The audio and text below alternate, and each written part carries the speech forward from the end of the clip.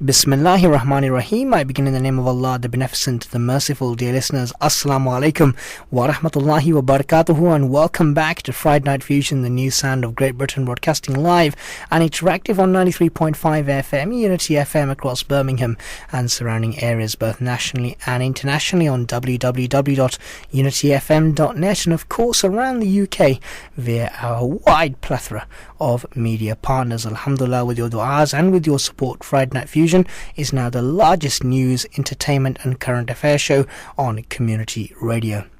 Now, brothers and sisters, something that we love to do in the last half of the program is look towards an inspirational personality in our community, a role model from which we can take a huge amount of motivation, words of wisdom, and indeed encouragement to move forward. We do live in difficult times. Indeed, the news is dominated by doom and gloom, and regularly we are compelled on this program to cover some of that doom and gloom. But it's always good to talk about positive stories, and today I'm happy to say that joining me on the line all the way from Canada, I have Brother Nader Khan, who is an internationally renowned nasheed artist. I first met Brother Nader Khan when he came on the Families Relief tour a few years ago. Many of you will have seen him in Birmingham, Manchester, Bradford, London, various other places. His nasheeds have moved many around the world, everything from the Sound of Tears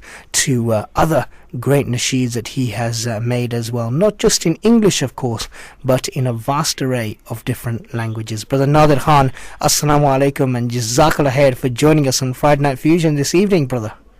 Wa alaikum salam wa rahmatullahi wa barakatuh. It's indeed an honor and a pleasure to speak with yourselves and to have a chance at reaching out to your audience, and my salam to all of them. Wa alaikum salam wa rahmatullah.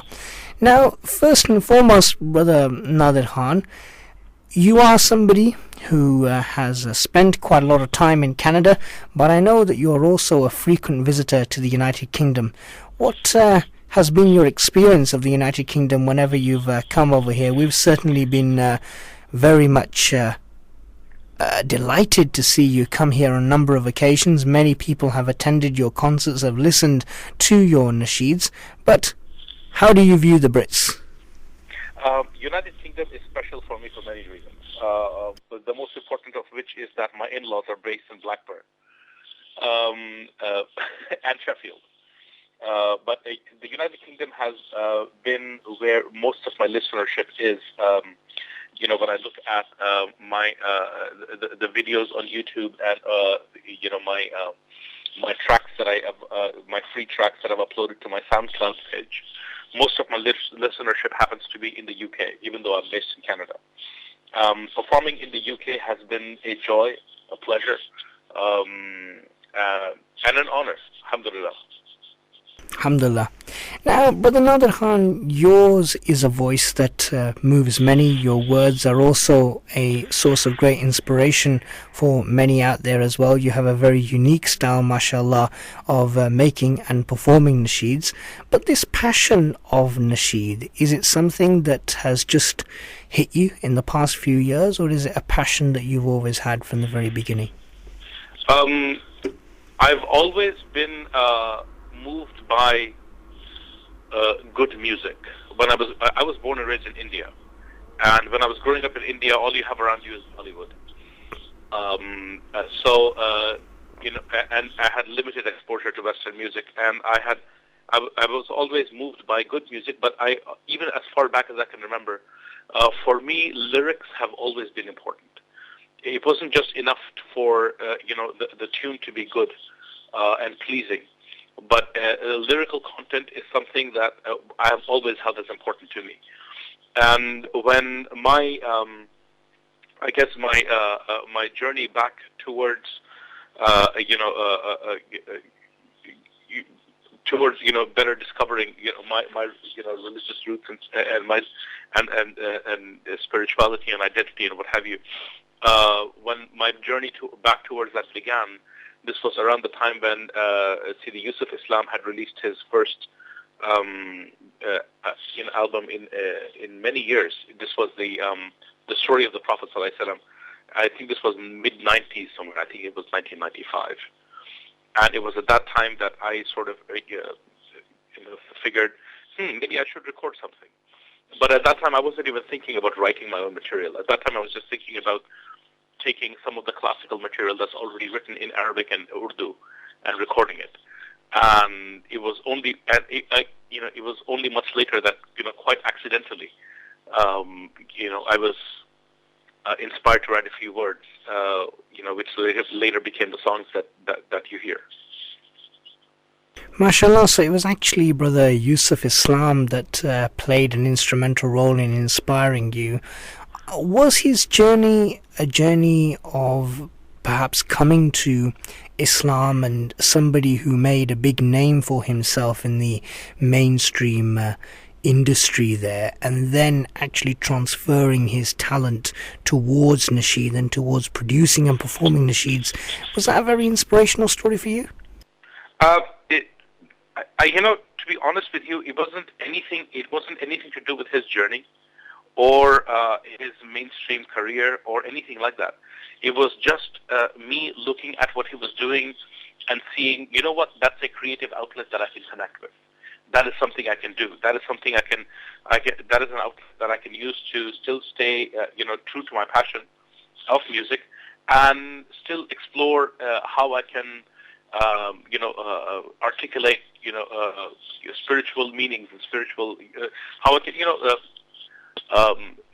articulate some of the spiritual meanings that have been passed on to us by the poets of our tradition. And it wasn't just, Brother Yusuf Islam. It was also, Dawood Hornsby is a very old friend of mine. Dawood Hornsby is somebody I had met before his album, The Whisper of Peace, came out. This was, again, back in 94, 95. And he was, recording his stuff as well. And I had done a couple of sessions with him just as backup vocals. And we were good friends. We still are, alhamdulillah.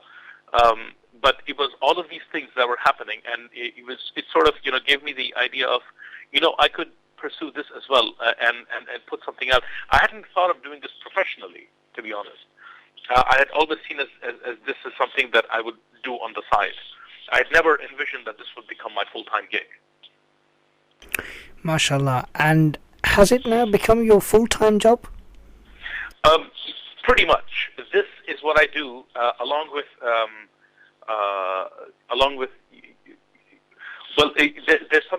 there's a learning center that myself and Sheikh Faraz Rabbani had been working on for a while now. It was primarily him who was working on it. It's called Seekers Hub. It started off as Seekers Guidance and Online Academy, and then we established 2 physical locations, one in Sydney and one in Toronto. And now this effort has an initiative that works towards inspiring Muslims to get involved in their local charities. We call it Seekers Works. So what I do is when I'm not singing, I'm using the songs that I do and the music that I make to connect with Muslim youth wherever they may be and get involved in their local charitable causes. So, for example, in Toronto, we are running our 4th hunger campaign to raise funds for the local mainstream food banks over here, and other efforts that are happening out in Australia as well. Inshallah, this is something that I would very much look forward to bringing out to England someday. MashaAllah, and it's very interesting that you mentioned charity as well, because charity very much plays a central role to all of us really as Muslims. It's very much one of the principles, one of the pillars upon which our deen Islam is built, and we have certainly noticed here in Birmingham and around the UK a significant increase in the amount of food banks and charitable activities that people are engaging in. A lot of people may say, Brother Nader Khan, that they turn to people like you, mashallah, to listen to your nasheeds, to be inspired by your nasheeds, and you're somebody that is very much responsible, mashallah, for motivating many of us out there to do things. I remember that when I listened to your nasheed, Sound of Tears, Redemption, and when you listen to nasheeds like that, talking about a wake-up call, talking about the fact that beyond everything you have to turn to Allah subhanahu wa ta'ala, that actually as human beings we are quite weak. For all those people out there who perhaps do live busy lives, perhaps live very successful lives, why would you say it's so important for them to engage in charity? Because you're somebody who's been hugely successful, alhamdulillah, in nasheed, but you still find time for charitable causes. Why? It's not, to be honest, it's not that I find time for it. It's that is what drives me. To be completely honest with you, that is what drives my work. To the extent that, inshallah, we are doing something very crazy with the next album. We are crowdsourcing the production funds. We sort of had to tell investors to, thank you, but inshallah, we won't be taking your money.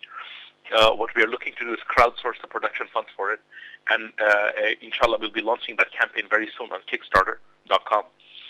And the reason we are doing that is so that we are then able to sell the album and say that 100% of the revenue generated from it is going towards charitable causes.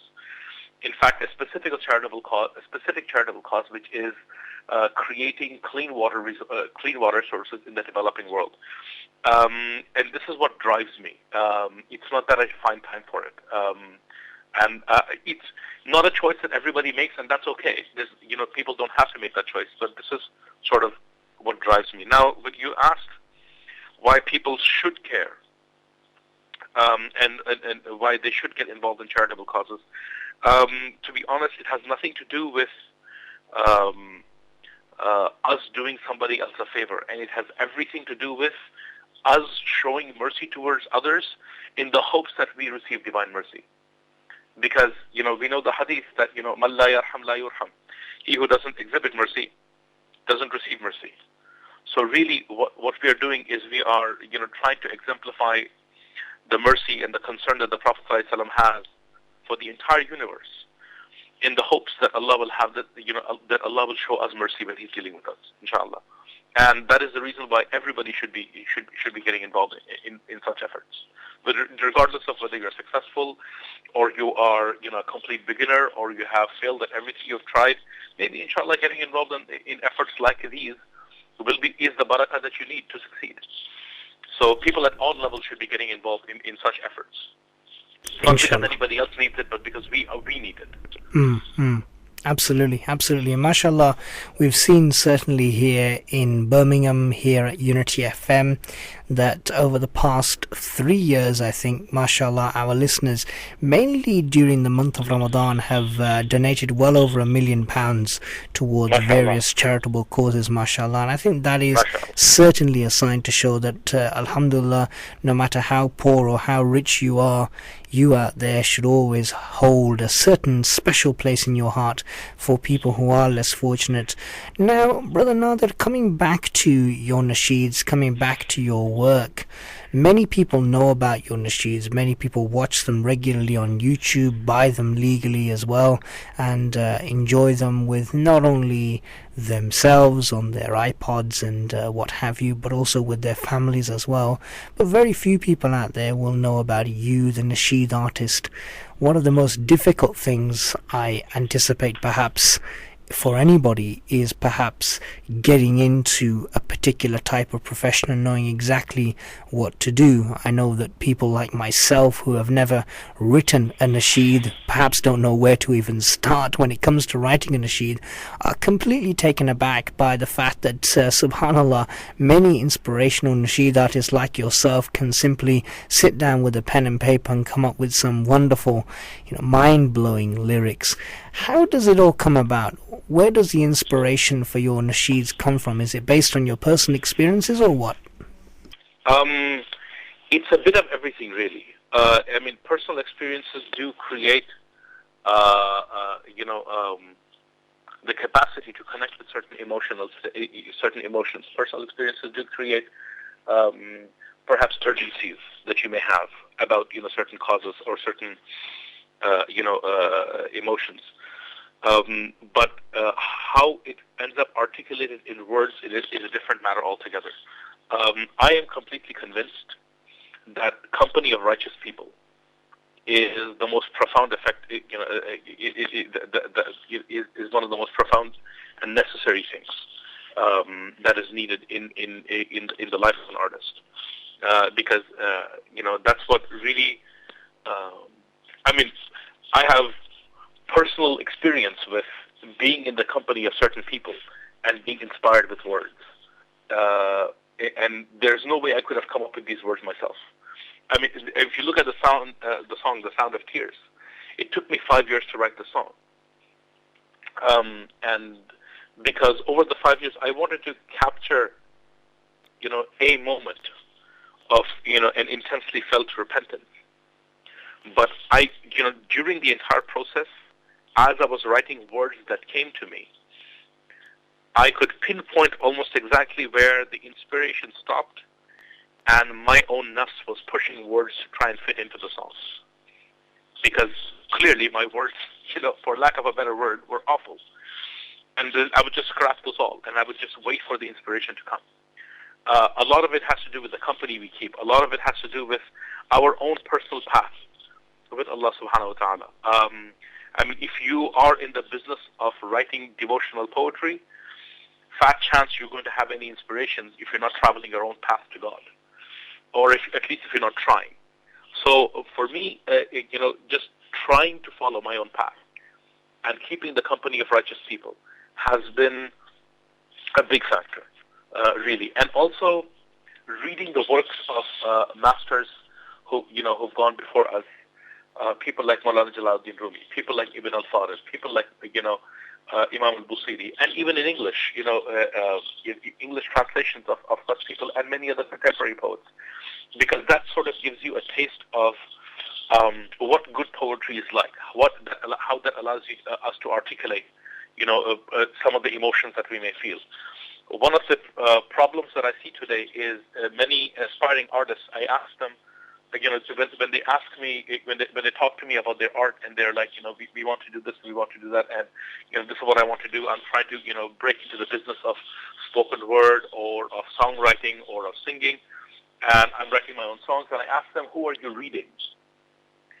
And they tell me, no, I want to be original.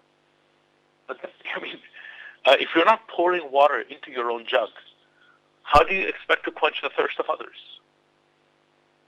So, it's really important, that you read, that you read the works of the great poets, so that you are able to articulate these emotions that you may be feeling. And of course, crucially important is that you connect with the Quran, and that you, explore the Quran. Take a decent tafsir. There's I think a couple of good English translations available of the tafsir Jalalain. It's a very simple tafsir. Take a tafsir, take the time to read through it. Connect with the Quran, a few levels deeper.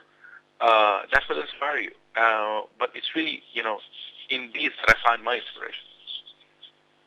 MashaAllah. Now, you mentioned earlier the significance of the words that you find in nasheed, not necessarily the tune or the melody, but the words that are very much contained within it.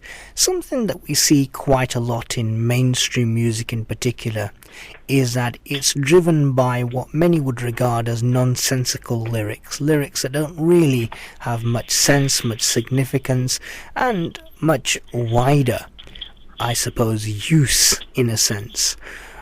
Why do you think that for the vast bulk of music out there we find this empty room that contains nothing but mindless lyrics, when actually music itself, perhaps nasheed almost, has much more of a potential that can be utilized? Bro, I'll be honest with you. And I'm not sure if some people may like my answer to this question. Because I find this trend, alarmingly, I find this trend, I find people in the so-called nasheed industry falling into this trend, where songs are strung together with a word of zikr at the end, just so that they can make lines rhyme, or words that don't really, in their essence, mean anything. There are a lot of good songwriters in the nasheed industry that are still writing really good songs. But I find alarmingly that this trend is also something that we are facing, and we have to call it for what it is, and we have to set a higher standard for what we're trying to do. And in the so-called mainstream industry, you're right. A lot of the songs that are becoming more and more popular today are really empty lyrics. If you would have looked at some of the classic songwriters of the past, things were very different. If you look at some of the songs that are hitting, the highest numbers on the charts today, it's very, very empty. I'm not sure if that is a reflection of where we are at as a society, where we have become empty people devoid of any meaning, for whom meanings don't matter anymore, or whether it is the art that is driving where society is headed, where it is the meaningless art that is taking us towards a place where where meanings no longer matter to us. I'm not sure, but that is a trend that we are seeing today, and it's a little disturbing. It's actually very disturbing because at least a few decades ago we knew what we wanted, even if we wanted all the bad things in the world. At least there was a sense of, okay, we know what society wants. We are at a point where we don't even know what we want, and and that that can become very dangerous at some level. Now, a lot of people out there will be aware of the negative image that Islam has very much been given over the years. Especially in recent years, we've found Islam under attack quite significantly. The rise in what's been coined as Islamophobia has certainly been notable, and it's pushed all sorts of authorities to take action. Even here now in the West Midlands in the UK, Islamophobia has been classified by the Police and Crime Commissioner as a separate offence, so the situation is rather severe and is very much notable. A lot of youngsters out there, specifically young Muslims in the UK, tend to find themselves being the victim of this so-called Islamophobia. They feel as though they are there on the line, having to be able to defend Islam, when actually Islam is a very peaceful religion that doesn't really need to be defended, but more defend the fact that Islam is not this violent religion that perhaps certain sections of the media purport it is. What would be your advice to them? How could they address these sorts of issues? Do they have to be a scholar of sorts to be able to do that? I think the question that we must ask ourselves as Muslims is, in any locality or in any city that we are in, if the entire Muslim population of the city were to disappear, what difference would it make in the lives of others? Especially the poor and the less fortunate. The answer, if we are honest with ourselves, the answer that most of us will come up with is probably not a whole lot. And that's where it starts. Because when we talk about the Prophet ﷺ being the mercy to the universe, okay, let's see some of that mercy in you and me. Right? Because the Prophet ﷺ is blindingly beautiful. Everything about him is so beautiful that it blinds anybody who looks at him without a veil of divine mercy.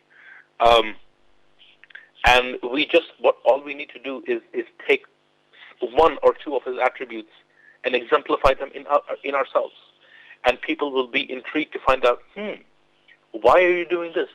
And then we will be in the position to say, because this is what he teaches us, sallallahu alayhi wa sallam.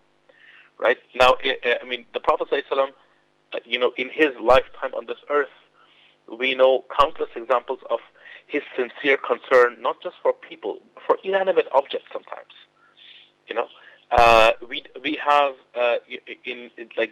all these Muslims living in Toronto, yet we have all these food banks that are in need, and all these homeless people that are in need of food. We have all these Muslims living in the UK.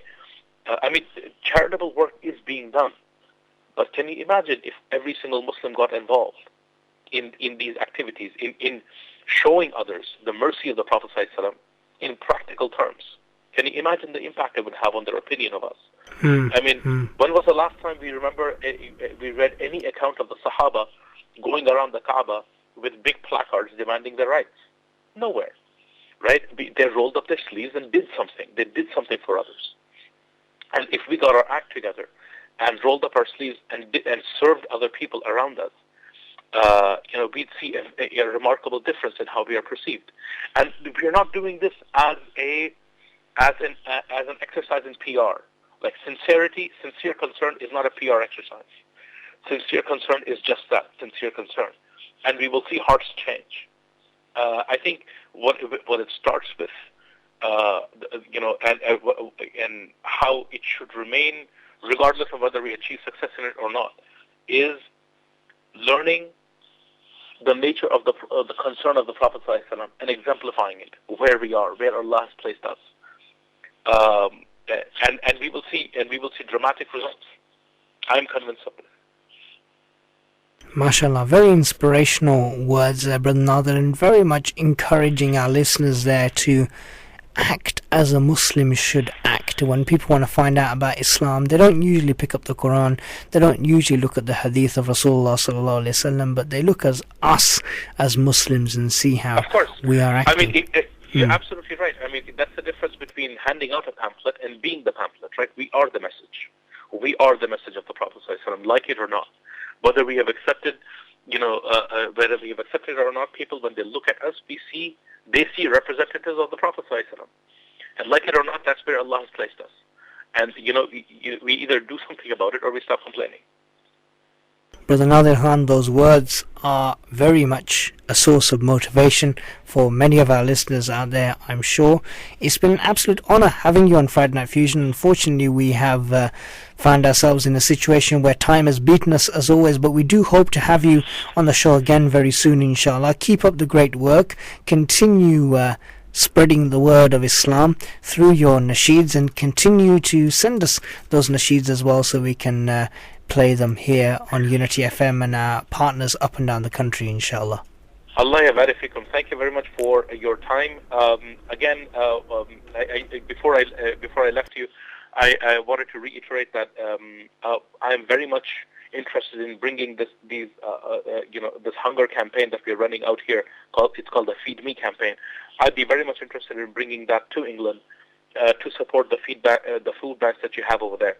And I'd be very much interested to know what your listenership thinks of such an idea, and what their support would be for such a campaign out there. And I'm very much looking forward to working with them and with yourselves to execute something like this over there. Inshallah. We've now put it out there, so let's see what our listeners say. Jazakallah khair, brother, for joining us on the show, inshallah. Jazakumullah khair. Thank you very much. Barakallah feekum. Assalamu alaikum. Wa alaikum assalam.